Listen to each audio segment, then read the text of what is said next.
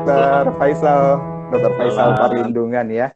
Ya, Dok, sebelum kita mulai ini saya mau bacakan dulu sedikit CV-nya dokter ya, supaya audiens kita pada malam hari ini mengenal juga siapa nih dokter yang saya ajak pada malam hari ini.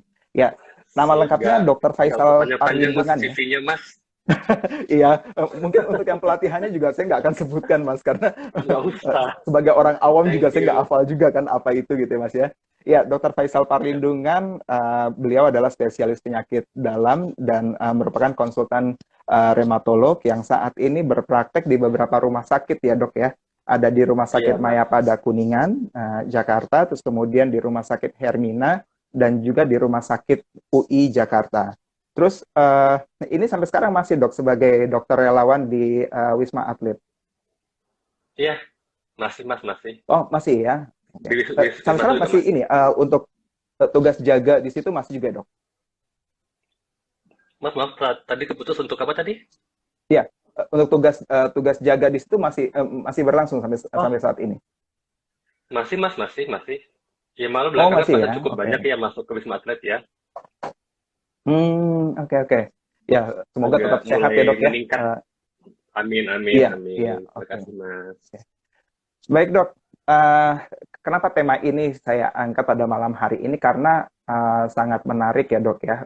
Ini juga sudah mulai masuk beberapa kasus-kasus di aplikasi konseling kami ketika seorang klien kami yang berada di sebuah perusahaan itu mulai kinerjanya terlihat menurun dan mulai dikucilkan oleh rekan kerjanya dan juga atasannya. Nah, mungkin ini sebagai bentuk ketidaktahuan awam mengenai penyakit autoimun. Ya, terutama Iya, betul. saya sendiri, Dok, sebagai survivor atau penyintas autoimun yang cukup banyak, itu sangat-sangat dalam tanda kutip itu sangat menderita sekali ya, terutama dalam bagaimana untuk memberikan pemahaman lingkungan sekitar kita. Baik, mungkin kita akan masuk saja, Dok ya. Sebetulnya, nah, apa sih Dok yang dimaksud dengan penyakit autoimun dan kenapa kok baru baru saat beberapa tahun kebelakangan ini aja ya mulai terdengar ada penyakit autoimun dan biasanya gejala-gejalanya yang spesifik itu apa aja dok? Baik, baik Mas. Makasih banyak. Sebelumnya saya ngucapin makasih ya kepada Mas Khalid dan juga sahabat saya Ya, Bunda untuk yang mengundang saya malam ini untuk diskusi, untuk ngomong-ngomong tentang kondisi autoimun. Nah, jadi kita mungkin sudah sama-sama tahu ya bahwa bulan 5 ini, bulan Mei ini memang kita menyambut World Lupus Day. Nah, salah satu tema World Lupus Day itu adalah Make Lupus Visible. Nah, jadi mungkin ini ada hubungannya nih dengan kondisi yang Mas Khalid sampaikan tadi, bahwa belakangan ini ada yang konseling via aplikasi mengatakan mulai dikucilkan akibat dari penyakit autoimun dan lain sebagainya itu. Nah, itu sebenarnya salah satu semangat kita dalam tema Make Lupus Visible ini. Nah, jadi kita ingin hmm, meningkatkan pemahaman dan pengetahuan bahwa ada loh kondisi yang namanya penyakit autoimun yang itu yang itu ada suatu penyakit penyakit atau kondisi yang banyak manifestasinya dan kadang-kadang ketika dia di tahap awal itu kelihatan bahkan sama sekali kayak tidak ada gejala di tahap awal hmm, maupun ketika penyintas autoimun itu sudah minum obat sudah stabil kelihatannya sehat-sehat aja fine-fine aja sampai suatu saat mungkin oke. bisa kambuh bisa kumat gitu jadi dengan tema Make Lupus Hmm, hmm, Visible ini kita ingin menyampaikan bahwa penyakit lupus penyakit autoimun itu ada loh di kalangan kita gitu dan mungkin aja kita nggak tahu teman kita atau hmm, hmm, mungkin family kita ya mengalami penyakit ya, ini. Nah, hmm, menanggapi yang tadi itu autoimun itu apa? Nah, jadi autoimun itu sebetulnya sudah lama sih ada ya, tapi kita memiliki ya, teknologi diagnostik yang belakangan ini lebih canggih sehingga mungkin lebih mudah untuk mendiagnosisnya. Nah, penyakit autoimun itu adalah suatu hmm, kondisi di mana sistem imun atau sistem kekebalan tubuh kita itu dia sangat sangat sangat aktif. Akibatnya apa? Yang oke, mestinya dia itu membunuh zat asing, membunuh kuman, membuang hmm, yang bahaya-bahaya, ya benda asing, kuman, infeksi. Nah, dengan adanya kondisi yang sangat aktif, jadi dia selain membunuh kuman, juga dia membunuh sel-sel yang sehat. Nah, jadi semua dia bunuh Oke. tanpa pandang bulu, begitu. Nah, Mm, mengapa mm, mm, manifestasinya ada banyak? Mengapa? Soalnya manifestasi yang dialami penyintas autoimun itu melihat si sel imun itu mengenai atau membunuh sel yang mana. Misalnya dia mengenai ke sel-sel kulit misalnya, maka manifestasinya akan menjadi manifestasi kulit. Nah, kemudian misalnya sel-sel Oke. imun itu aktifnya itu misalnya di ginjal misalnya, maka akan memiliki Mm-mm. manifestasi gangguan ginjal, begitu. Nah, jadi dengan adanya Oh. manifestasi ini, biasanya kita membagi penyakit autoimun itu dalam dua kelompok. Dua kelompok yaitu satu kelompok yang hanya mengenai satu sistem saja, satu bagian saja, Mhm. mengenai Mhm. satu organ tubuh saja. Nah, yang Ya. kelompok kedua, dia itu bisa mengenai banyak sistem. Contohnya misalnya penyakit autoimun yang misalnya mengenai kulit saja. Nah, itu ada Ya. contohnya vitiligo, yang kulitnya putih, putih gitu. Nah, vitiligo, itu hanya mengenai kulit saja. Dia nggak kena ke yang Mhm. lain-lain. Mhm. Dan itu Mhm. biasanya penyakit autoimun yang organ spesifik itu ditangani oleh spesialis yang menangani kondisi itu. Spesialis menangani bagian itu. Misalnya kalau kenanya yang tadi kulit atau vitiligo, ditangani oleh sejawat kita spesialis kulit gitu. Atau Oh, misalnya gitu. Oke. penyakit autoimun yang misalnya mengenai pankreas misalnya ya, DM tipe 1. Nah, itu Mhm. tentunya Mhm. ditangani oleh spesialis yang menangani penyakit gula gitu, penyakit DM. Nah, Oh, oke. kelompok kedua tadi adalah kelompok yang autoimunnya itu kena ke banyak sistem atau sistemik. Jadi misalnya Mhm. selain kulit, dia juga bisa kena mata, dia juga bisa kena Ya. sendi, dia juga bisa kena ginjal. Apakah semua kena? Belum tentu. Bisa dua, tiga, Mhm. empat, Mhm. atau lebih sistem yang dikenainya. Nah, itu namanya biasanya penyakit autoimun sistemik namanya. Kalau yang tadi, kelompok satu tadi penyakit Oke. autoimun organ spesifik, yang ini penyakit autoimun Mhm. sistemik. Nah, biasanya penyakit autoimun sistemik ini membutuhkan tata laksana yang multidisiplin.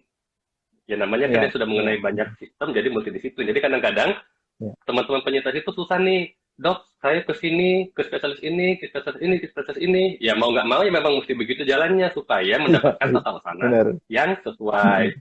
Nah, begitu. Tetapi ya teman-teman penyintas autoimun sistem ini memang mesti punya satu kapten, gitu, satu kapten yang bisa menjadi acuan, Oke. yang bisa Mhm. mengkonsulkan Mhm. nih, misalnya dikonsulkan ke spesialis kulit, dikonsulkan ke spesialis Mhm. Mhm. kandungan. Nah, dan biasanya kaptennya itu ditangani oleh subspesialis dermatologi, bidang yang saya khususi saat ini, Oh, begitu. gitu.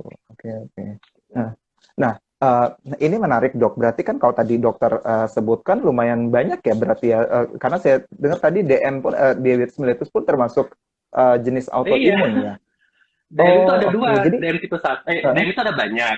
Salah satunya DM tipe heeh, 1, DM tipe 2. Ada mhm, lagi DM mhm. pada kehamilan, ya, DM gestasional. Nah, Iya. DM tipe 2 itu yang DM yang umumnya kita jumpai. Misalnya pada teman-teman yang gendut, yang banyak makan gula, nah Mhm. itu DM tipe 2.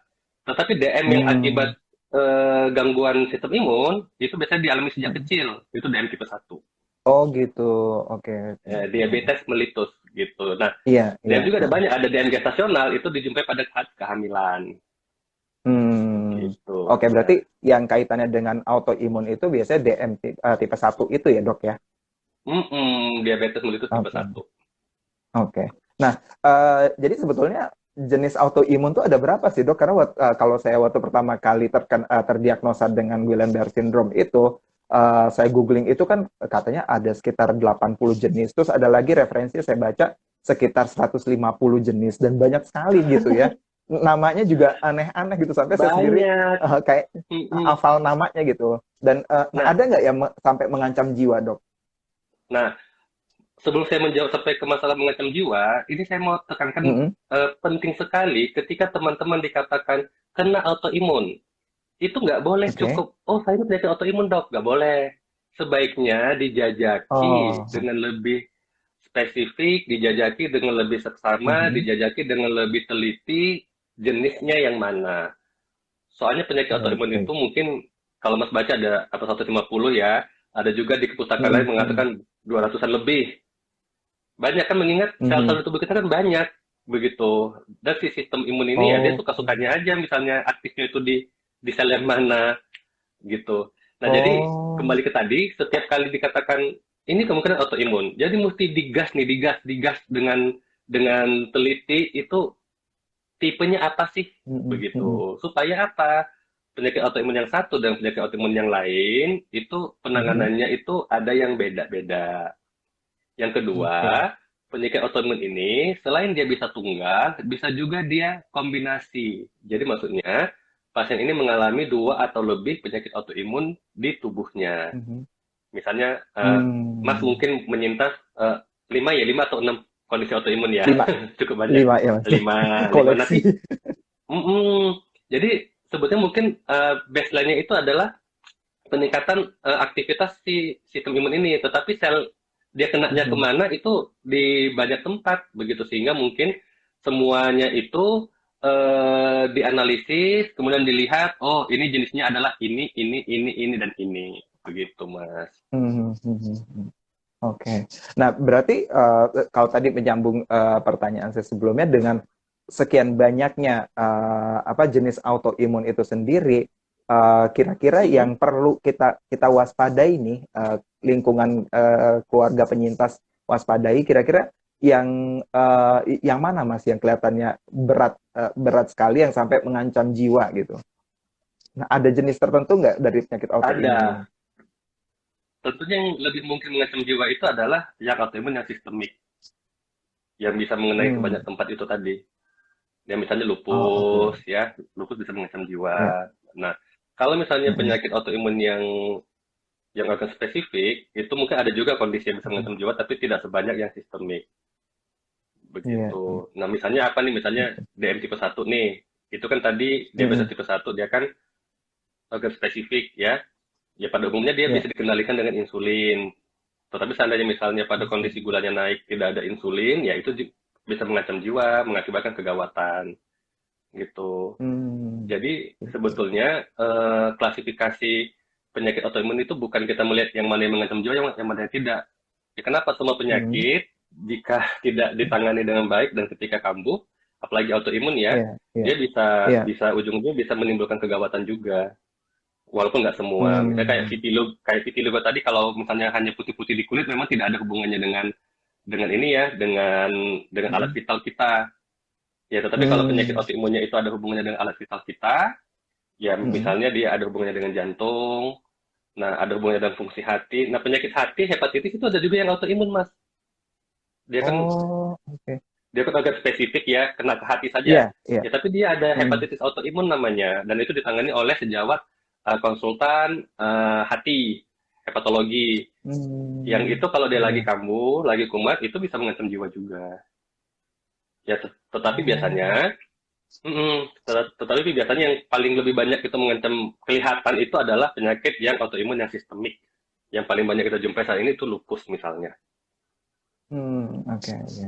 Nah, bagaimana dok cara mendeteksi ya di awal seseorang itu terkena autoimun gitu? Apakah ada reaksi fisiologis di awalnya? Karena bagi saya sendiri ketika saya terkena GBS pertama kali itu saya lagi merasa lagi fit-fit aja. Memang seminggu terakhir itu saya memang ngerasa kayaknya badan lemes gitu kan. Terus tiba-tiba begitu saya lagi di kantor nganter tamu keluar ruangan, tiba-tiba saya jatuh pingsan aja gitu dan sadar-sadar udah di rumah sakit gitu.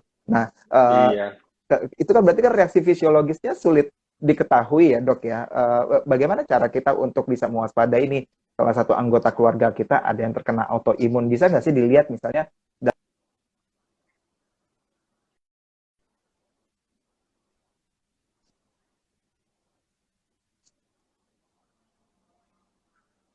Halo, halo Mas. Ya, kedengeran Dok suaranya? Maaf tadi agak putus Halo? sedikit tadi. Oh, Ya Mas, iya. sampai tadi seminggu. Heeh. Tadi saya berangkatnya seminggu. Seminggu apa nih? Oke, gini, memang saya waktu seminggu pertama sebelum saya terkena GBS itu badan saya memang lemes gitu ya. Terus kemudian ketika saya di Mhm, kantor itu tiba-tiba saya pingsan, terus sadar-sadar itu udah mhm. di rumah sakit gitu. Nah, kira-kira ada nggak sih reaksi fisiologis yang perlu diwaspadai oleh support system atau keluarga gitu ya? Misalnya melihat salah satu anggota keluarganya, oh, ini kok dia males-malesan atau mungkin dia ngerasa sakit di bagian tertentu gitu. Nah, ada nggak yang bisa Oke, diwaspadai bahwa itu tuh memang terkena penyakit autoimun gitu, Dok? oke. Baik, Mas.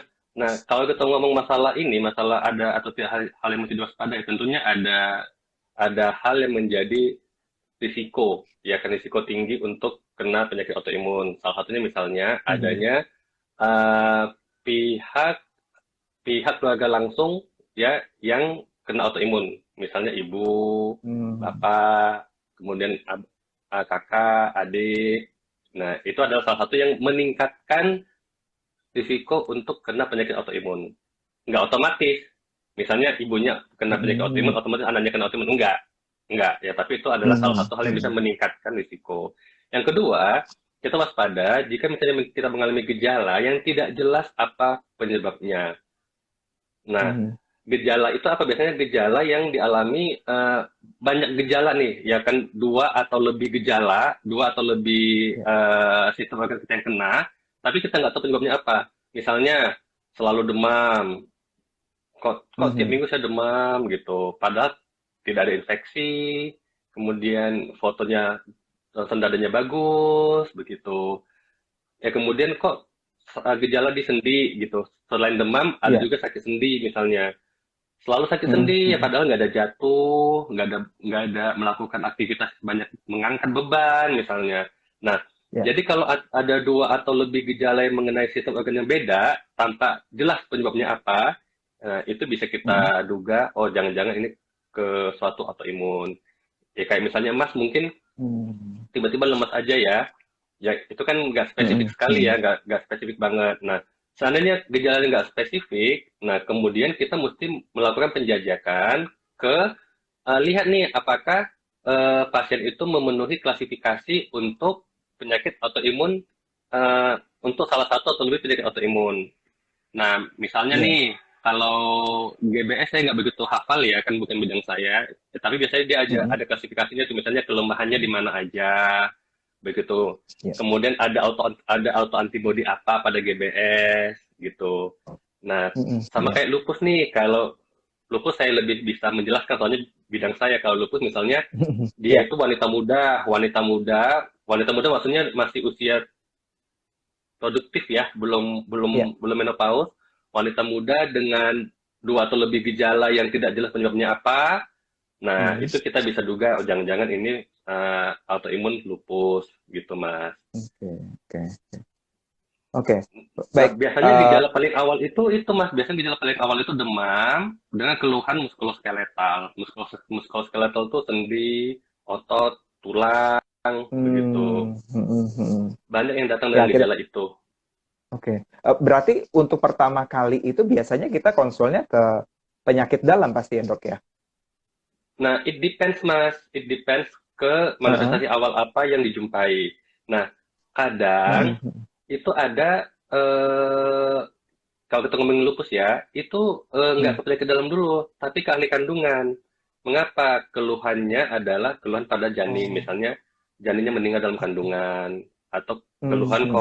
kok udah 2 kali hamil, kenapa selalu Mhm. selalu keguguran ya gitu kan keluhan pasiennya ya udah Iya, iya. udah 2 atau 3 kali hamil kok dok saya kok keguguran melulu nih gitu. Nah itu Mhm. mungkin Mhm. salah satu pintu masuk untuk menduga jangan-jangan penyakit autoimun. Biasa sejawat objin mengkonsulkan ke kami juga apakah dijumpai penyakit kondisi Mhm. autoimun sistemik pada pasien itu gitu. Atau misalnya pada Oke. maksudnya awalnya di kulit nih. Nah di kulit kelainan autoimun pada kulit yang namanya psoriasis misalnya ya. Nah, Mhm. Iya, kemudian iya. itu kan kelainan pada kulit. Nah, setelah ditangani, setelah sekian lama kulitnya bagus, kemudian tiba-tiba Mhm. kambuh, kelainan kulitnya plus ada kelainan pada sendi. Tiba-tiba sendinya sakit, pinggangnya sakit. Nah, itu sejawat kulit akan mengkonsulkan ke kami juga untuk menduga jangan-jangan Hmm. selain kulit ada juga masalah autoimunnya pada sendi dan tulang. Begitu. Nah, jadi Oke. pintu masuknya itu nggak selalu penyakit dalam. Oh gitu. Oke. Mm-mm. Ya pantesan ya saya dengan 5 autoimun saya sampai 22 dokter loh untuk Ya, harus dicatat ya, Mas. Iya, dan kadang-kadang itu sangat complicated ya ketika kita ya iya. kalau kami di bagian hematologi itu kan prinsipnya adalah tidak hanya menangani keluhan, tetapi kita juga menangani penyebab dan Mm-mm. mencoba menghentikan aktivitas penyakitnya sehingga penyakitnya itu tidak tidak lanjut begitu, tidak menimbulkan Oke. komplikasi.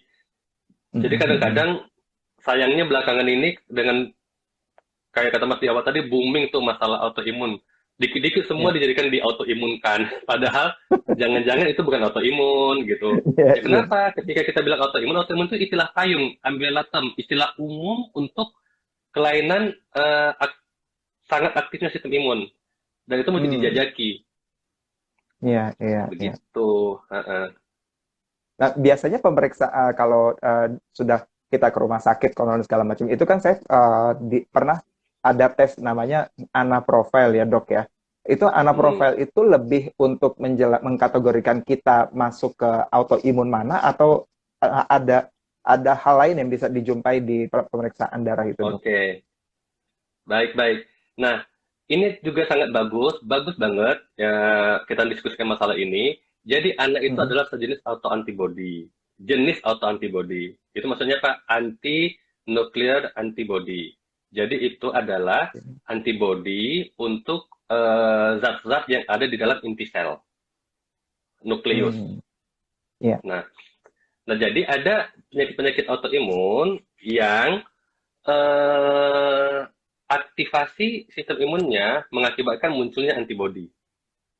Nah, kan kita tahu dah, Hmm. antibodi ini kan gunanya untuk membunuh kuman, ya, Iya, membunuh betul, betul, betul. infeksi. Tetapi Hmm. pada kondisi penyakit autoimun, antibodi ini malah dia membunuh sel yang sehat. Nah, antibodi Hmm. ini banyak yang ditujukan untuk inti sel, nukleus Oke. tadi. Dan itulah Iya. yang dicek oleh si Ana. Dia mengecek Hmm. antibodi yang ditujukan ke zat yang ada di dalam inti sel. Nah, jadi kita ketahui di dalam inti sel itu banyak sekali zat protein, banyak Hmm. macamnya, ya. Ada sekundatus juga tuh. Ya karena inti sel itu pusat kehidupan Iya, kita ya, Mas betul. ya. Banyak. Ya, Benar-benar. di nukleus itu banyak sekali. Nah, jadi si Anates ini dia itu hasilnya itu bisa disimpulkan dua ya, positif atau negatif. Nah, kalau dia Mhm. itu positif, kan jadi ada nilai batasnya, cut off point-nya. Iya, Kalau itu dia betul. itu positif, maka itu kesimpulannya adalah dijumpai autoantibody untuk zat yang ada pada inti sel, yang mengenai zat yang ada Mhm. pada inti sel, ya. Nah, Oke. tetapi itu hanya menjelaskan positivity, positif atau tidak. Dia tidak bisa menjelaskan jenis antibodinya apa. Nah, Hmm. untuk mengetahui jenis antibodinya apa, dilanjutkan dengan panel ANA atau ANA profile tadi. Iya, iya. Nah, Mhm. jadi sebetulnya itu jalannya adalah kita cek dulu ANA tesnya positif atau tidak. Kalau Iya. Mhm. positif, kita lanjutkan ke tes ANA profile. Ya kenapa? Ya Oke, kalau ANA oke. tesnya di awal negatif, ngapain kita cek ANA profile atau ANA Iya, iya. panel gitu. Mhm. Nah, jadi kayak saya sudah bilang tadi, antibodinya itu ada banyak. Ada banyak macam sampai ratusan macam. Nah, tetapi yang dicek pada panel anak atau anak profile ini itu nggak semua. Itu hanya mungkin 13 sampai 15 antibodi saja yang paling umum Iya. dijumpai dan yang paling banyak dijumpai pada penyakit autoimun. Misalnya anti SM, ya kan? Hmm. Antibodi untuk protein SM. Ya kan protein SM ini ada di dalam inti sel. Makanya namanya anti Iya. SM. Nah, Iya. itu spesifik untuk lupus gitu. Kemudian misalnya Oke. antijo ya. Antijo itu juga ada masuk di dalam profile tadi itu misalnya bisa kita gunakan untuk mendeteksi adanya kelainan autoimun yang namanya myositis. Begitu. Hmm. Iya, Ya iya. jadi untuk efisiensi pada profile itu hanya 13 sampai 15 antibodi Beberapa ya. saja yang Oh, iya, iya. dicek. Jadi tidak menutup kemungkinan anak tesnya positif tinggi, tetapi anak pasalnya negatif. Kenapa? Mungkin autoantibody yang dideteksi itu tidak masuk dalam panel anak profile tadi, Anotok. Iya, gitu. iya. Nah, Oke. dan tidak menutup kemungkinan juga anak tesnya positif dan anak profile itu mungkin ada, misalnya ada 15 antibody di situ, ada 7 tuh positif semua, bisa Iya, jadi. heeh. Betul, betul. Nah, kalau misalnya ada banyak yang positif, klinisi kayak kami ini mesti memilah yang mana yang paling sesuai dengan kondisi klinis pasien. Gitu. Jadi Oh, diagnosis iya, autoimun iya. itu digabungkan semua tuh, digabungkan keluhan klinis, digabungkan hasil lab, digabungkan hasil autoantibody, sehingga Iya, menghasilkan suatu kesimpulan. Dan sebagai info iya, iya. teman-teman, kita juga punya aplikasi. Saya sekaligus Oh, iklan ya. Kita juga oke. punya aplikasi. Nah, Oh kita gitu dok. di Gak apa-apa dok. iya, kita di Perhimpunan Hematologi Indonesia itu punya aplikasi yang Mm-mm. namanya Rheumatic Autoimmune. Silakan cek di Google Rheumatic Play. autoimmune. Oke. Silakan cek di Google Play. Ya dengan keyword autoimun juga boleh atau keyword Mm-mm. dermatologi juga boleh. Silakan download. Di situ kita ada 20 penyakit yang 20 klasifikasi penyakit di situ. Oke. Jadi misalnya lupus, di situ kita ada dua klasifikasi yang bisa kita pakai. Klasifikasi itu kita Mm-mm. tinggal centang-centang aja nih yang mana yang dialami oleh pasien. Sehingga nanti Sesuai setelah gitu ya. dicentang-centang, nanti akan muncul Mm-mm. angkanya. Misalnya angkanya sekian, oh ini sudah memenuhi klasifikasi untuk penyakit Oh, ini. oke. Nah, Mm-mm. tentunya Wah. itu sebetulnya kita gunakan untuk medis ya, tetapi biasa kami juga Iya. menggunakan untuk edukasi ke pasien, menunjukkan aplikasi ini loh, ibu mengalami Oh, ini, kita iya, klik sudah iya. memenuhi gitu. Jadi bukan bukan feeling-feeling aja, jadi memang ada ini ya, ada Hasil ada googling ya ada dok ya. Biasanya kan objektifnya. gitu. Iya. Ya Betul, kadang-kadang betul. pasien ini Google ya udah ke brainwash dengan Google.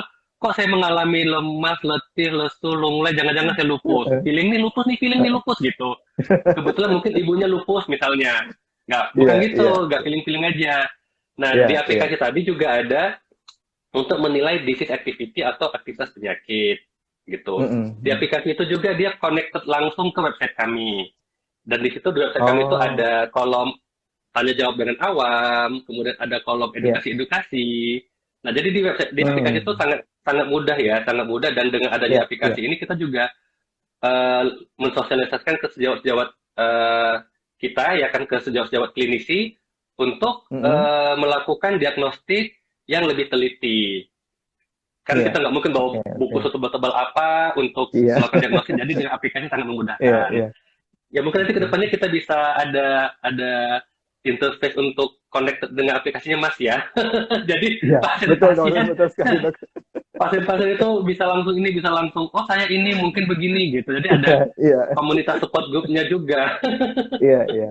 Wah, beruntung sekali, dok ya. Maksudnya seiring dengan perkembangan teknologi udah mulai banyak ya. Maksudnya untuk mengakses informasi itu lebih mudah ya. Iya, Ketimbang saya dulu daripada harus ke dokter gitu datang oh ternyata dirujuk ke sini lagi ke sana lagi kan kebayang ya dok ya maksudnya dengan 22 dokter dengan waktunya dokter mm-mm. juga terbatas itu kan ya memakan waktu juga dan menambah kelelahan bagi bagi pasiennya gitu ya dok ya. Iya, Nah, ya. nah dok Tetapi dengan catatan, ini uh, ah, nah, gimana gimana tetapi dok?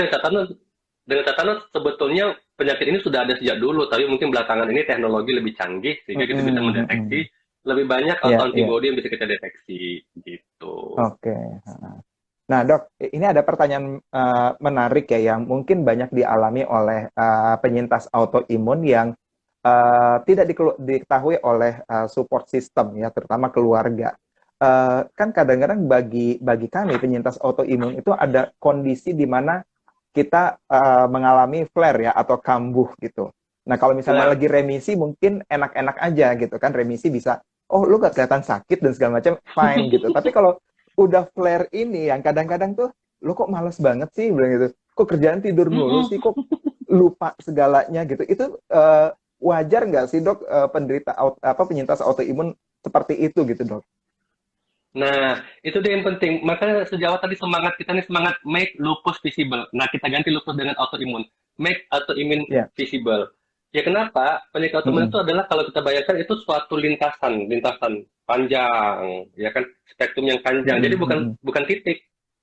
bukan titik gitu, bukan kayak Iya. penyakit Iya. misalnya, oh saat ini udah saya naik gitu, enggak, bukan. Tapi dia adalah lintasan yang panjang, mulai awal sampai dia jalan perjalanan penyakit selama pasien itu hidup. Nah, Mm-mm. Mm-mm. jadi di awal-awal ketika mungkin belum belum kedeteksi atau belum belum muncul manifestasinya, ya kelihatannya fine-fine Iya. aja. Tetapi di dalam itu sudah ada tanda-tanda awal, misalnya gampang lelah, gampang capek, yang mungkin awalnya Mm-mm. tidak ini oleh pasien, yang mungkin dia nggak atau dianggap ini mungkin karena kelelahan aja.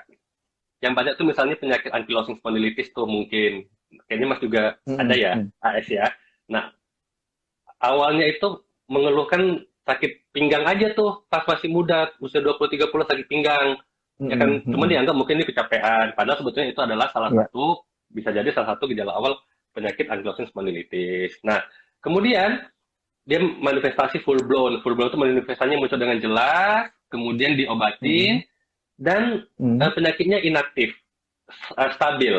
Nah, stabil itu ada Mm-mm. dua macam ya. Yang satu stabil itu adalah low disease activity, yang kedua inaktif atau remisi. Nah, pada kondisi ini memang Iya. pasiennya kayak kayak sehat-sehat aja, tapi sehatnya itu ditopang dengan obat dan gaya hidup yang baik. Iya, betul, betul. Sebaik dua hal ini misalnya ada satu yang anjlok, misalnya tiba-tiba dia gaya hidupnya yang awalnya sehat tiba-tiba banyak makan micin, banyak begadang, tentu mengganggu sistem imun, kambuh lagi deh sakitnya. Mungkin kambuhnya nggak kayak awal dulu kambuh semua kambuh, tetapi kambuh Ya. kumat menjadi mungkin lebih mudah lelah, sehingga kesannya kok jadi anak Iya. ini kok jadi males gitu. Nah, Mm, itu yang mm-mm. memang semangat yang mesti kita sampaikan, visibility of this condition. Ya, bahwa Oke. penyakit ini memang ada, penyakit ini memang bisa kena oleh siapa saja yang ada di dekat kita, dan kita mesti Mhm. mendukung dan Mhm. jangan malah Mhm. memojokkan gitu. Oke. Dan saya sangat senang ada fasilitas konseling ya dengan pasien. Kalau saya ingat sebelum pandemi ini 2 tahun yang lalu saya sempat ada melakukan camp dengan salah satu komunitas autoimun di Ya. Puncak ya. Mhm. Itu Mhm. mengundang psikolog juga, dan pada sesi Hmm. undangan psikolog itu banyak yang nangis juga, banyak yang nangis Betul, betul. menyampaikan bahwa kok saya dianggap malas, saya dianggap begini, padahal dia nggak tahu aja kalau saya itu struggle-nya itu sedemikian hebat loh, Ya. sampai saya bisa kelihatan seolah-olah tidak ada apa-apa. Ya. Begitu. Ya. Jadi sampai Benar-benar, banyak yang dok. nanya, dan saya juga speechless ya, soalnya juga itu kan memang suatu hal yang memang penting untuk disampaikan oleh pasien, tetapi itu juga suatu hal yang mungkin pasiennya juga yang bisa mengatasi. Kan kita nggak mungkin yang Ya. mengatasi sedihnya pasien, tapi dalam hal itu pasien juga kita mesti edukasi tentang penyakitnya sehingga dia ikhlas dan dia lebih semangat. Mhm. Dan Mhm. di sisi lain kita Betul, juga mesti betul. mengembangkan support system yang baik untuk tetap mendukung pasiennya. Begitu. Oke. Iya, iya. Oke. Menarik sekali nih, dok, penjelasan dari dokter, dan nggak nyangka ya, udah banyak juga pertanyaan-pertanyaan nih, dok. Mungkin kita akan coba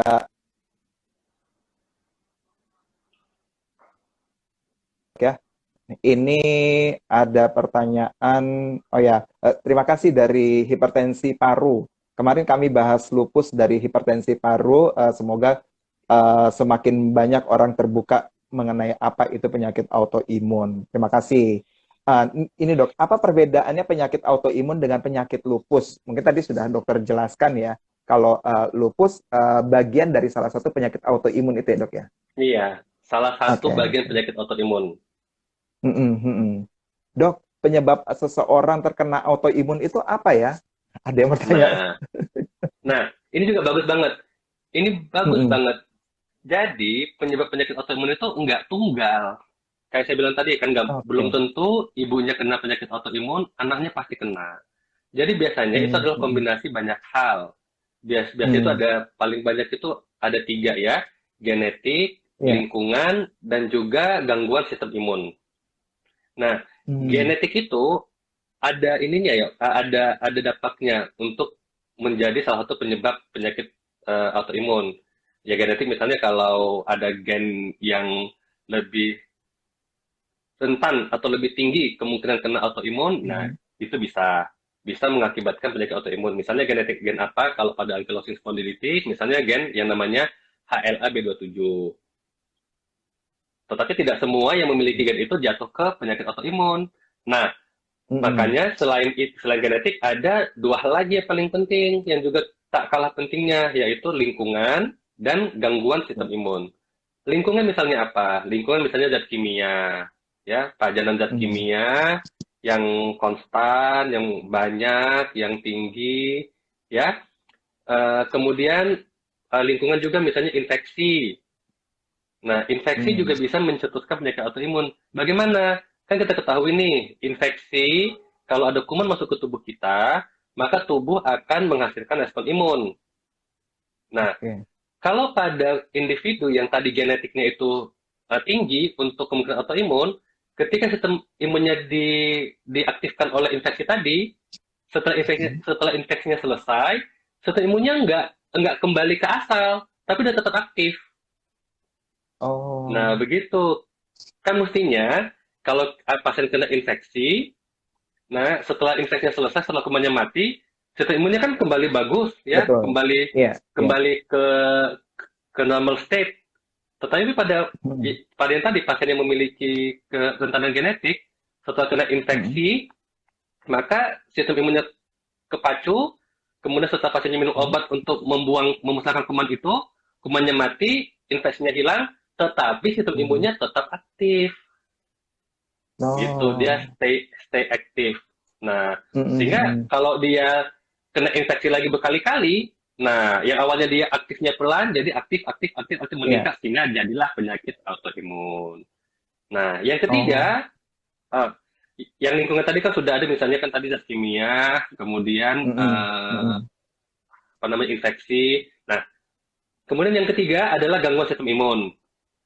Ya, kalau lingkungan sebenarnya banyak banget ya, zat kimia, kemudian infeksi, bisa juga cahaya matahari juga boleh. Ultraviolet, dia kan mengandung banyak ini ya.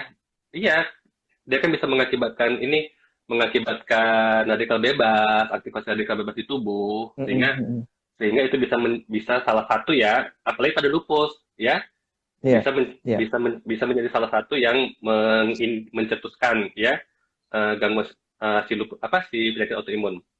Nah, setelah tadi genetik, lingkungan, yang ketiga adalah gangguan sistem imun. Nah, gangguan sistem imun itu maksudnya apa? Memang sejak awal sistem imun itu ada masalah, gitu. Iya, gitu. Jadi atau setelah kena yang dua ini, sistem imunnya tadi ya tidak bisa kembali ke asal, tetap mengalami gangguan. Gitu. Jadi kalau ketiga hal ini jalan, kemudian berkelanjutan, ujung-ujungnya akan mengakibatkan penyakit autoimun. Tetapi kalau hanya ada satu aja, nggak jatuh ke penyakit autoimun. Kalau hanya ada genetiknya saja, ya tidak otomatis jatuh ke penyakit autoimun. Ya, kalau misalnya hanya kena ultraviolet saja, tidak otomatis jatuh ke penyakit autoimun gitu. Atau kalau hanya ada gangguan imun saja, tidak otomatis jatuh ke penyakit autoimun. Gitu. Jadi ada kombinasi banyak hal, dan itu memang ilmu kita belum sampai faktor penentunya, Dok. Dan ilmu kita belum sampai ke spesifik sekali tentang ilmu kita tuh belum sampai ke hal yang sangat spesifik sekali. Ya kan, jadi kita belum bisa memastikan kalau lupus itu penyebabnya pasti ini. Saat ini kita belum bisa, ilmu kita belum sampai ke situ. Nggak tahu kalau kedepannya nanti kita bisa menemukan gen spesifik untuk lupus misalnya. Kalau ada gen ini pasti kena lupus. Nah, saat ini kita belum punya. Semoga itu nanti ditemukan oleh dokter dan rekan-rekannya, Dok ya. Amin. Dok, atau misalnya infeksi spesifik gitu. Oke, mau dilanjut dulu, Dok, silakan. Nah, atau misalnya kita juga belum bisa menemukan nih infeksi spesifik, misalnya kalau kena kuman ini pasti kena autoimun, ya, belum. Nah, jadi sebetulnya tadi dalam hubungannya ini mungkin agak jauh sedikit masalah genetika. Belakangan kan banyak nih genetic testing ya. Betul. Ya kan, jadi sehingga kadang-kadang menimbulkan ketakutan ya. Nah, jika teman-teman memutuskan melakukan genetic testing, mesti tahu Hmm, hmm. ininya, goalnya apa, dan mesti tahu konsulnya kemana, supaya jangan jangan jadi ketakutan gitu, Iya, ya. iya, betul, betul. Hmm. Mm-mm. Nah, jadi jangan menganggap mentang-mentang ada genetiknya pasti jatuh ke penyakit autoimun. Itu sih Iya, yang ingin saya tekankan ke teman-teman gitu. Soalnya belakangan semenjak heboh kata-kata autoimun, muncullah heboh tentang genetik. Sehingga iya, ahli-ahli benar, genetik benar. pun geleng-geleng kepala. Kok kayaknya pasien lebih lebih lebih lebih Iya, pandai benar, Dok. menyimpulkan tentang genetik dibandingkan ahli genetik yang memang menelitinya. Iya, kadang-kadang suka self diagnose ya, apa? Ya, saya sendiri juga Mm-mm. sama sih, Dok. Ketika saya diminta oleh dokter untuk melakukan lumbal function ya, Fungsi. Mm-mm. salahnya saya memang di awal seperti itu. Saya nggak mau begitu baca, saya googling lumbal function itu, wah kok nanti akan begini begitu. Akhirnya saya menolak gitu kan. Padahal itu udah harus kan, udah wajib lah itu untuk Mengetahui. autoimun GBS gitu kan, untuk mengetahui ininya lah diagnosanya gitu. Terus saya nggak mau, akhirnya ya udah sampai berulang berapa kali serangan, akhirnya saya pasrah gitu. Soalnya kan kalau kita googling baca juga uh, kelihatannya itu serem banget gitu ya. Sampai akhirnya saya harus melakukan apa plasmafaresis dan segala macamnya gitu. Itu yang memang kadang-kadang pola pikir kita nih yang dengan googling itu kita dapat informasi semuanya yang belum tentu itu benar 100% ya dok ya untuk terkait hal itu ya. Iya. Tinggal masalah mungkin bagaimana kita memahaminya. Ya Mm-mm. kalau kita yang namanya medis kan itu objektif. Ada satu aja Ya. kejadian dia akan pasti mencantumkan. Nah, kayak teman-teman Mm-mm, coba deh mm-mm. beli obat.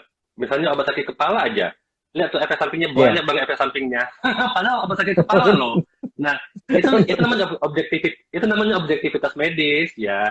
Tapi bagaimana memahaminya, bagaimana menginterpretasikannya, itu mungkin butuh kompetensi khusus untuk itu.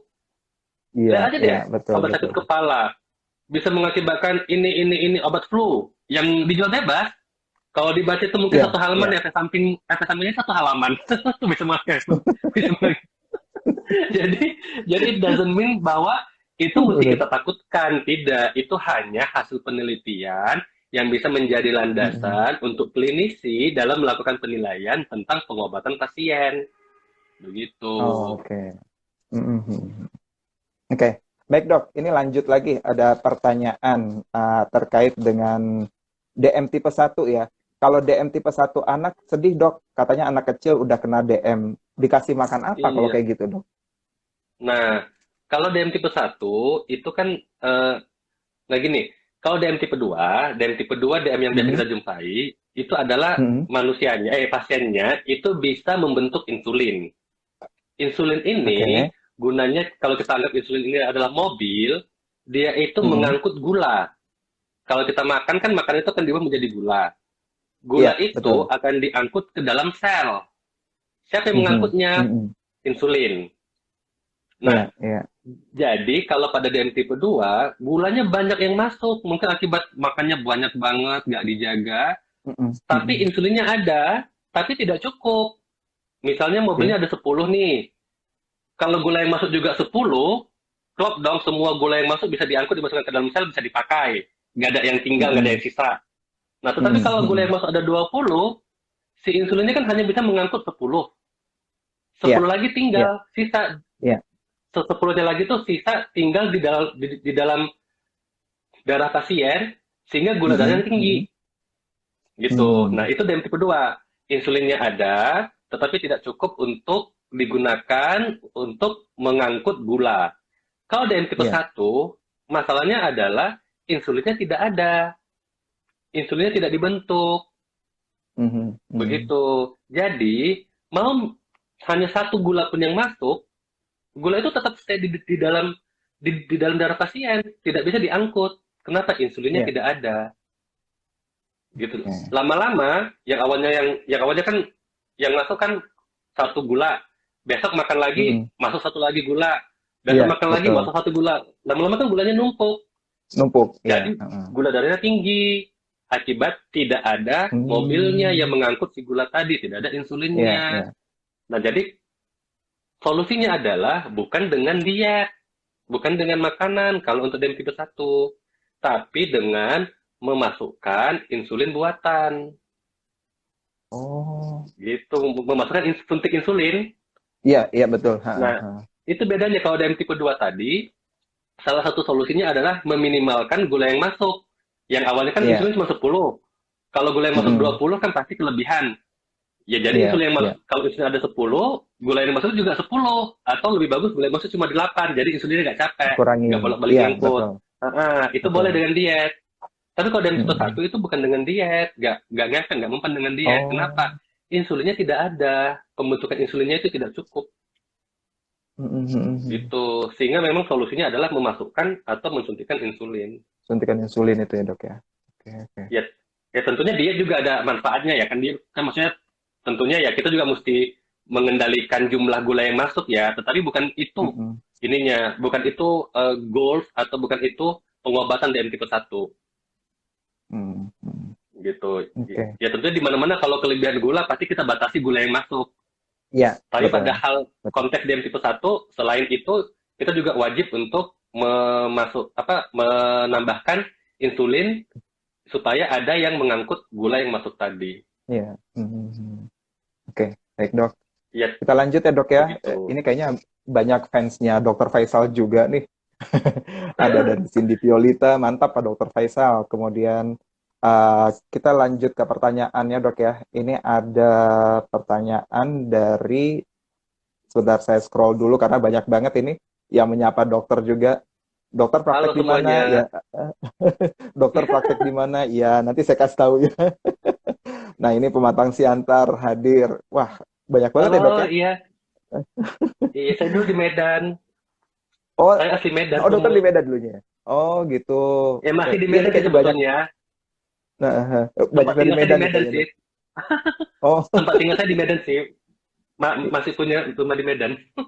oh gitu. Oke, oke. Mm-mm. Nah, eh, ini dok ada pertanyaan lagi terkait dengan makanan apa yang harus dihindari dok untuk lupus nefritis. Makanan apa yang harus dihindari untuk penderita autoimun, dan lupus nefritis itu apa sih? Apa aja ya dok? Oke, baik. Nah untuk makanan juga ini salah satu hal yang ini ya, hal yang cukup banyak didebatkan ya. Tapi semua Mm-mm, mm-mm. sepakat untuk makanan itu yang nggak boleh itu yang standar lah, yang banyak penyedap, banyak pengawet, ya banyak micin, yang terlalu Iya. manis itu pasti nggak bagus ya. Tetapi memang ada penyakit autoimun yang dia itu membuat membuat adanya gangguan pada usus. Nah, Mm. eh, misalnya itu namanya penyakit celiac disease. Nah, pada celiac disease ini dia tidak bisa apa namanya dia itu mengalami gangguan pada sistem sistem pencernaannya, pada ususnya, sehingga ada Mm. makanan-makanan yang dia tidak boleh makan. Sehingga pada penyintas celiac disease itu biasanya kita diet bebas gluten. Oh Nah, gitu. nah apakah semua penyintas autoimun wajib dengan diet bebas gluten? Sebetulnya evidence atau bukti penelitian yang Mm-mm. ada belum menyimpulkan ke situ. Nah, jadi ya kadang-kadang pasien ini bilang nih dok, kok saya cocok deh dengan diet bebas gluten. Setelah saya diet bebas gluten, saya jadi lebih Iya enak. dok. Sebetulnya bukan bebas Heeh, glutennya itu, tapi dengan heeh. diet sehat. Yang namanya diet bebas gluten itu sangat sangat ini loh, sangat sangat susah loh. Iya, Gluten itu kan betul, tepung tuh ada betul. di mana-mana gitu. Jadi bukan yang Anda hanya beli kue bebas gluten, Anda mengatakan Anda diet bebas gluten, tidak. Dan biasanya kalau memang Mm-mm. ada namanya gluten sensitivity, sedikit aja Mm-mm. gluten yang masuk, itu langsung kambuh, Iya, gitu. iya. Tetapi biasanya mengatakan dia bebas gluten, setelah saya kaji-kaji, saya catat tuh apa aja makanannya, sebetulnya dia lebih ke Mm-mm. makanan sehat. Lebih banyak makan buah-buahan, kemudian daun-daunan, meminimalkan gula-gula, ya itu kan makanan sehat ya, bukan Mm. automatically Iya, dia iya, bebas gluten. Gitu. iya, iya. Nah, kalau untuk yang membutuhkan diet bebas gluten itu saat ini evidence yang ada, bukti penelitian itu hanya pada Mm-mm. penyintas celiac disease. Apakah ada manfaatnya diet? Ya pasti ada. Ya, diet Mm-mm. manfaatnya kan dia itu sebetulnya bukan bukan tidak makan ya, tetapi memilih makanan yang disesuaikan Iya. dengan kebutuhan kita. Makanan yang mana yang seimbang. Saat ini kalau kami sih lebih memfokuskan teman-teman penyintas autoimun makan makanan yang seimbang. Jadi bukan bebas gluten, kecuali penyintas celiac Oke, disease. Nah, kalau oke. misalnya maksa nih, saya pokoknya pengen diet bebas gluten, silahkan. Tetapi kita catat aja nih, makanan makanan bapak, makanan ibu apa aja seminggu. Kita lihat Hmm, pasti hmm. pasti mengandung gluten juga. Soalnya gluten itu susah loh di ini. Dan biasanya kalau Iya, kalau bebas gluten itu ada konsekuensinya nih. Nah, jadi kalau misalnya teman-teman nih beli nih kue bebas gluten. Nah, gluten itu kan tepung digunakan untuk mengembangkan ya supaya iya, dia jadi betul. kue ya. Kalau dia tidak memakai gluten, otomatis dia mesti mengganti supaya kuenya itu bisa kembang. Diganti dengan apa? Diganti dengan gula. Nah, jadi biasanya Hmm, yang kue bebas gluten itu gulanya tinggi gitu. Jadi you get some, you lose some. hmm. Jadi ya hati-hati jangan Sama jangan aja. kemakan ini, jangan jangan kemakan promosi-promosi propaganda gitu ya. Iya, iya, iya, betul. Tentunya kita sangat mendukung diet sehat. Diet sehat itu kan Iya, cocok-cocokan. Ada yang, dok betul. saya cocok nih makan makan kangkung misalnya. Enak nih kalau makan Hmm, kangkung, hmm, sakit hmm. sendi saya hilang. Ada yang lain, saya malah setelah makan kangkung kok sendi saya sakit gitu. Ada pasien saya itu makan kiwi sakit sendinya kambuh. Nah jadi itu Oh, cocok-cocokan sangat individualistik. Ada yang makan apel, iya, iya. iya nih, ada macam-macam makan apel sakit sakit ini kambuh ya. Jangan kan penyakit autoimun. Kita yang sehat kadang-kadang nggak cocok nih. Ada yang Iya, nggak bisa benar makan sih. Betul. udang, ada yang nggak bisa makan Iya, tepung misalnya, ada yang nggak bisa minum susu malah. Nah, Hmm, kalau untuk lupus nephritis itu kan spesifik ya penyakit lupus yang salah satu manifestasinya adalah ke ginjal. Tentunya dietnya diet ginjal, hmm. diet yang aman untuk ginjal. Nah, apa itu? Biasanya kita batasi, jangan protein jangan banyak banget biasanya. Ya, Oke. tapi tentu Hmm, untuk hmm. mengetahui jumlahnya kita mesti hitung nih kebutuhannya. Dihitung kebutuhan timbangannya. Ya kan berat badannya kita hitung, kemudian kita hitung kebutuhan zat gizinya, sehingga nanti kita bisa menyusun Hmm. komposisi yang paling cocok. Gitu. Jadi itu Oke. individualistik sekali, nggak bisa kita samakan. Tapi konsep dan Iya. prinsipnya adalah memakan makanan seimbang yang disesuaikan dengan kebutuhan tubuh masing-masing pasien yang sifatnya individualistik. Oke. Mm-mm. Baik. Mungkin ini juga sekaligus menjawab pertanyaan Lia M. Umar ya. Nah, apa semua penderita autoimun itu harus menghindari gluten? Tadi sudah dijelaskan oleh dokter juga Iya, ya. Memang jadi gluten itu kesannya banyak gluten itu banget. jadi penyebab. Kasihan sekali Oh, gluten iya. itu ya. Iya, jadi ya teman-teman tahu lah ya, kalau membutuhkan diet bebas gluten itu it not, ada indikasinya gitu. Nggak asal-asalan kita Hmm, mengatakan kita bebas gluten. Ya sama misalnya mohon maaf kalau kita memiliki agama ya, nggak asal-asalan kita bilang oh agama saya Islam, hal-hal yang mesti kita penuhi gitu, dan itu cukup ketat hmm, hmm. ininya begitu Iya, iya, ya. iya. Jadi yang dinamakan diet bebas gluten itu ya spesifik ininya dan sangat ketat, nggak boleh masuk sedikit Hmm, pun zat gluten tadi kalau memang pasien itu mengalami sensitivitas pada gluten. oke, oke. Nah, dok, ini ada pertanyaan terkait dengan tadi kan dokter sempat bilang keracunan zat kimia itu juga menjadi salah satu pemicunya gitu kan. Mm-mm. Apa contohnya dengan hirup deterjen itu bisa masuk kategorinya dok atau bahan kimia obat-obatan? Karena saya bekerja di pabrik obat gitu. Itu kira-kira bisa bisa pengaruh nggak sih dok kalau dikerja di pabrik obat terus terhirup Bisa udara sih, apa bisa. zat kimia gitu? Hmm, Itu bisa salah satu yang memicu ya, bisa memicu kan itu kan membuat aktivasi yang namanya radikal bebas, ya. mm, mm, mm. Radikal Oke. bebas itu nanti bisa mengaktifkan sistem imun. Nah, tinggal nanti butuh yang dua lagi, genetik plus gangguan sistem imun. Kalau dua itu Hmm, ada di mm, tubuh kita ya klop. Kalau kita contohkan misalnya ini PLN, kemudian eh, colokan lampunya dan lampu gitu. Kalau ada PLN-nya aja, kita anggap PLN-nya itu adalah genetik. Lampunya kan nggak iya, nyala, iya, ya kan? betul. Kalau PLN-nya ada, colokannya ada, tapi bola lampunya nggak nyala juga tuh lampu.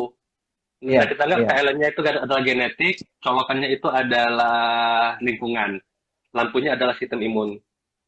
Nah, Mm, ya kalau mm, cuma bola lampunya aja yang ada, tapi PLN sama colokannya nggak ada, lampunya juga nggak nyala. Jadi kalau mau nyala mesti iya, ada iya, PLN-nya, iya. mesti ada colokannya, mesti ada bola lampunya gitu. Iya. Oke, jadi belum tentu juga sih dok ya, maksudnya kalau bekerja di lingkungan itu, di lingkungan pabrik obat kayak gitu, uh, akan terkena penyakit autoimun karena di dalam tubuh itu sebetulnya sistem imunnya sendiri sudah mengenali juga bahwa dia ini Mm-mm. imunnya lemah atau enggak gitu ya dok ya, seperti itu ya. Yang bisa dikatakan demikian belum tentu ya, tapi memang ada zat-zat yang meningkatkan kemungkinan kena, misalnya Mm-mm, silika.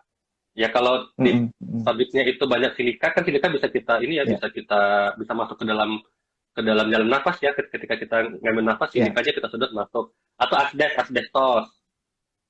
Nah itu Mm-mm, kan mm-mm, kalau mm-mm. numpuk-numpuk itu berarti bisa menginduce atau memicu sistem imun ya. Kalau ada Oke. genetik plus gangguan sistem imun ya jatuh ke penyakit autoimun. Nggak semua tapi Hmm, bisa. Dan tentunya oke. depends on zat kimia apa yang ada di lingkungan kita. Ya, Kalau betul, dalam betul. penelitian misalnya silika bisa, asbestos bisa. Itu salah satu contohnya. Hmm. Nah, dok, kalau misalnya sering minum imun booster itu juga bisa bisa memicu timbulnya autoimun, dok. Misalnya kayak apa di sini dicontohkan echinacea ya. Nah, ini nih, ini biasanya kalau pada penyintas lupus ya, Hmm, eh, hmm, nah kan gini nih, memang pada penyintas lupus atau penyintas autoimun ya, jangan asal-asalan minum vitamin. Vitamin oke. yang khasiatnya adalah meningkatkan sistem imun. Ya kenapa? Kalau tadi teman-teman menyimak sejak awal, kita udah 10 kali mungkin menyampaikan kalau penyakit autoimun ini akibat aktivasi sistem imun. Sistem imunnya sangat Hmm, aktif. Nah, sehingga ketika sistem imunnya sangat aktif, kita minum lagi vitamin yang mengaktifkan sistem imun, ya semakin aktif sistem imunnya. Begitu. hmm, Nah, jadi kalau meminum vitamin, ini salah satunya si echinacea ini memang ada penelitian yang mengatakan dia memang tidak tidak begitu bagus diminum pada untuk penyintas lupus. Dia bisa menginduce kekambuhan lupus. oh, oke. Soalnya sistemnya memang mengaktifasi sistem imun ya, mekanismenya. Hmm, hmm, Yang kita hmm, mau adalah vitamin yang bisa memodulasi sistem imun. oke. Memodulasi itu apa? Memodulasi itu misalnya ketika sistem imunnya naik, dia bisa mengendalikan. Ketika sistem imunnya ngedrop, dia bisa menaikkan. Gitu. Jadi untuk vitamin-vitamin, mohon dikonsulkan ke dokter atau spesialis yang menangani teman-teman sekalian. Jangan asal-asal Ya, minum. ya. Belakang suka minum tuh linhua yang COVID-COVID itu, misalnya kan. Kan ada tuh. Kemudian minum vitamin Iya, ini, vitamin itu, segala macam ya. Sebenarnya iya. semua vitamin yang teman-teman minum itu dikonsultasikan kepada spesialis atau dokter yang menangani Hmm, untuk hmm, hmm. dilihat apakah memang efektif atau memiliki manfaat ke teman-teman. Minimal jangan Iya, menimbulkan efek samping deh. Gitu. Jangan malah iya, niatnya ingin sehat, malah jadi ingin untung, malah jadi buntung. iya. Benar-benar. Heeh. Oke dok, ini mungkin pertanyaan yang menjelang pertanyaan terakhir dari saya ya. Eh, ada tips nggak dari Dokter Faisal nih untuk support sistem ya lingkungan yang menghadapi atau memiliki anggota keluarga sebagai Nah, penyintas autoimun? Apa sih yang perlu ditingkatkan nih awareness-nya kepada support system nah, supaya dia juga bisa mensupport penyintas autoimun? nah, tentunya yang paling penting yang saya sangat tekankan mungkin jika pasien-pasien sempat ketemu saya ya mungkin saya juga sangat senang Hmm, menjelaskan ya kadang-kadang bisa ketemu sampai setengah jam 40 menit saya ngomong saja tentang autoimun jadi ya kenapa yang penting itu adalah edukasi education is key iya, iya, jadi betul. support system kita itu mesti kita edukasi dan kita kasih pemahaman supaya dia paham kalau dia paham dia akan Hmm, ikhlas kalau dia akan ikhlas maka dia akan mau melakukan apa yang kita minta. Nah, bagaimana kita melakukan edukasi? Melakukan edukasi tentunya melalui hal-hal atau sumber yang kredibel, yang bukan hoax. hmm, hmm, Jadi bukan hmm, self-googling, ya. Edukasi itu salah satu yang paling gampang adalah ketika support system, ketika pasien itu datang mengunjungi spesialis yang menangani, temani hmm. supaya sekalian diedukasi. Gitu. Jadi Oke, yang bikin sedih ya, kadang-kadang pasien datang nggak ada temennya nih. Misalnya suaminya ya, ya, sibuk, anaknya sibuk, kemudian ayahnya sibuk. Padahal kadang kita juga pengen mengedukasi supaya support systemnya memahami kondisi ya. pasien gitu ya. Jadi setelah mendampingi, yang paling gampang adalah selalu ada teman yang menemani saat ke rumah sakit atau saat ke klinik. Yang kedua, kalau mau lihat info itu lihatlah yang source yang kredibel supaya nggak kemakan hoax. Ya, ya salah satunya Oke. kalau mau follow IG kita, IG Rematik Autoimun, itu adalah IG kami ya, Himpunan Hematologi Indonesia. Itu kita selalu banyak ngasih Hmm. tahu info tentang kegiatan awam, kegiatan ilmiah, info-info medis yang nanti Ya, teman-teman bisa ikutin. Nah, iya, iya. buat info nanti mungkin minggu depan kita ada event itu ya, event awam untuk lupus, ya tapi juga tidak menutup kemungkinan untuk semua ikut tentang lupus dan Oke. COVID, ya. Kemudian di situ nanti ada lomba, kan asik nih. Minggu depan kita ada lomba untuk awam Oh, nih. Jadi teman-teman silakan ke IG kami, IG Rematik Autoimun. Minggu depan, Sabtu depan itu kita ada melakukan kegiatan simposium awam plus lomba, itu ada hadiahnya. Nah, oh gitu. yang lagi nonton jangan lupa ya, lihat IG kami nanti langsung itu ada linknya, kita ada lomba nih, ini sesuatu yang something new Oke. yang tahun ini kita bikin. Salah satunya untuk apa? Untuk Iya, meningkatkan pengetahuan tadi. Lomba ini bisa baik, diikuti baik. oleh penyintas autoimun, penyintas lupus, atau bahkan kalangan awam Mm-mm, yang mm-mm. sehat support sistemnya. Ya, jadi kita Oke. bisa sekaligus dapat info melalui simposiumnya. Setelah itu lomba, Iya, kita bisa having fun, senang-senang, plus dapat ilmu gitu. iya. Ya, jadi Boleh dok, nanti education is di-share juga key. ya flyernya ya. Siap, siap nanti saya kasihkan deh. Jadi ini Iya. education is key. Bagaimana kita membuat support system yang mendukung ya education. Education is Mm-mm, key mm-mm. dan itu adalah hal yang paling penting supaya penyakit autoimun ini visibilitasnya meningkat. Ya kalau kita nggak tahu, kita kan nggak mungkin nggak paham. Kalau kita nggak tahu, kita kan tidak paham apa yang kita lihat. Iya, Begitu. betul. Dan Betul sekali. itu Mas. Mungkin Oke. kita sama-sama mengedukasi ya Mas ya di bidang kami juga di bidang Mas konseling pasti edukasinya sampai 2 jam Ya. mungkin malah ya. Jadi edukasi. Ya kalau dokter aja bisa 45 menit kan, apalagi psikolog ya. Nah, biasanya kalau panjang dalam itu ketika di awal-awal diagnosis, ya kadang-kadang pasien tuh belum accepting gitu. Aduh, kok gini-gini. Padahal Mm-mm, mungkin kita mm-mm.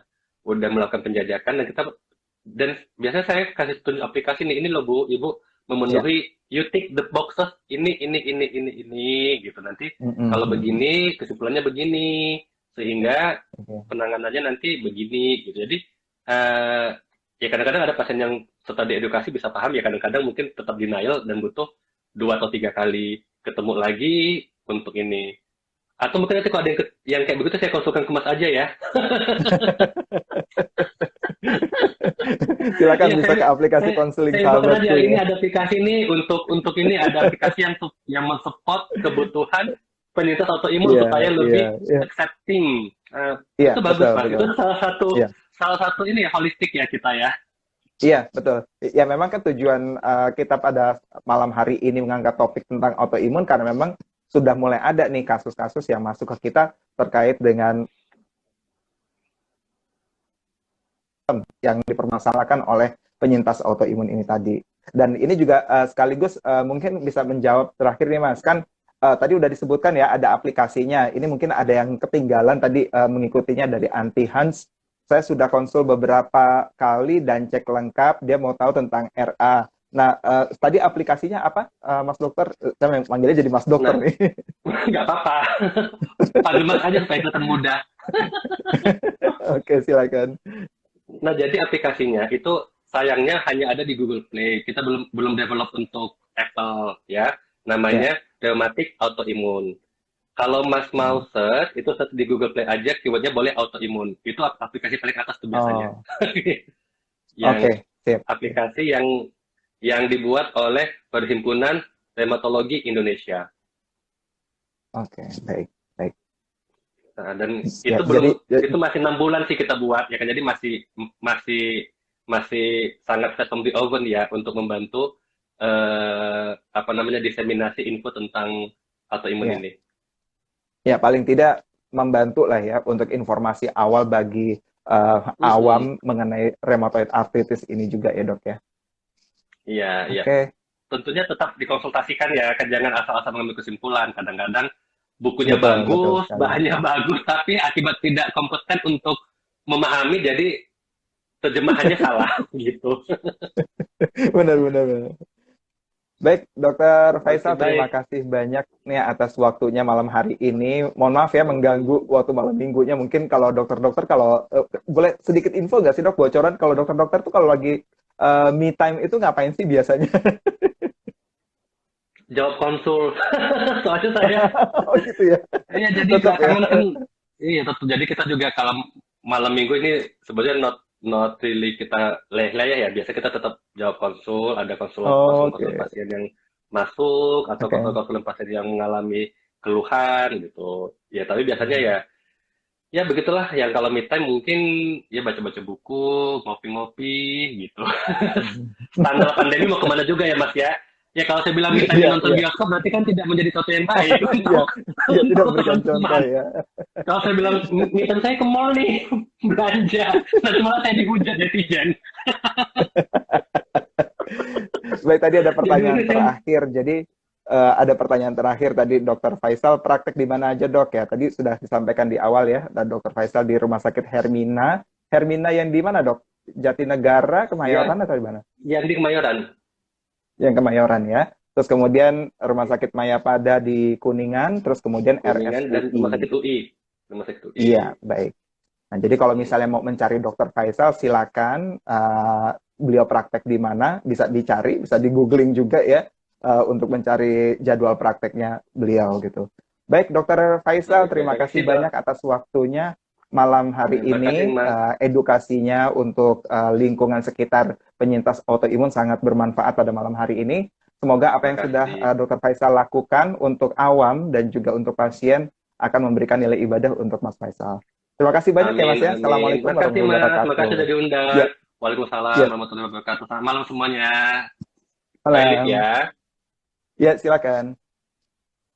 Baik sahabat ayah bunda, cukup menarik ya perbincangan kita pada malam hari ini dengan topik tentang autoimun dan mendampingi orang dengan autoimun. Memang terkesan simpel dalam melihat permasalahan yang dialami oleh penderita autoimun ini, tapi di dalamnya masih banyak yang dibutuhkan oleh penyintas autoimun, yaitu support dan juga motivasi dari lingkungan keluarga, teman, dan juga kerabat. Nah, akhir kata saya Khalid mengucapkan terima kasih banyak atas kehadiran ayah bunda semuanya dalam acara malam hari ini, dan kita akan berjumpa lagi pada SMS berikutnya. Wabillahi taufiq wal hidayah. Wassalamualaikum warahmatullahi wabarakatuh. Selamat malam.